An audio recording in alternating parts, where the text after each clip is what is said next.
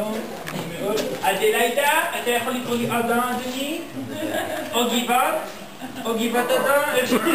אני התאבדתי אותך עם המיקרו, סליחה גברתי, אני ממש מעריצה אתכם, חברים. אתם הכוכבים האמיתיים של המקום הזה, החקלאים, שעובדים כל יום באדמה, ומזיעים, ונותנים את עצמם, עקשנים, רק בגללכם אני פה, אני מעריצה אתכם, אני ובעלי מעריצים את האדמה שאתם דורכים עליה, ואני, שלא תראו אותי ככה, אני לא מתנשאת, ואני לא מרים התאב, אני הלכתי עם בעלי בכל המושבות, עם נעלי עקב, היה לי כאבים נוראים, אבל מה אני מתבחנת?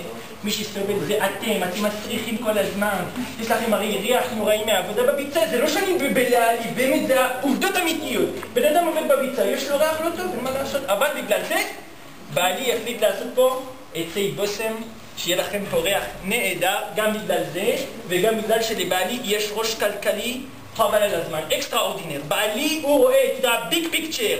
כל החקלאים הם רוצים פה רק להוציא לחם. הם רוצים זיתים, אבל מזיתים ולחם אי אפשר לעשות כסף. הם לא מבינים את זה. הם רק חלומות ופנטזיות. עקשנים, אבל לא רואים את הביג פיקצ'ר. בעלי הוא רואה התמונה הגדולה. יש לו רעיונות נהדרים. בעלי הוא לא ציוני בכלל, לומר את האמת. מי שדוחף אותו לעשות את כל העבודה הציונית זו אני. כמובן מאחוריו הרוח בגבו, אבל יש לו לב רחב של יהודי. הוא לא יכול לראות יהודי סובל בלי לעזור לו, אז אני אומרת לו, תיתן להם פה, תשים להם שם ככה, ואז אנחנו ביחד עוזרים לכם להרים את עצמכם על הרגליים. בוא תראו מה אנחנו עשינו עכשיו חדש, בוא תראו.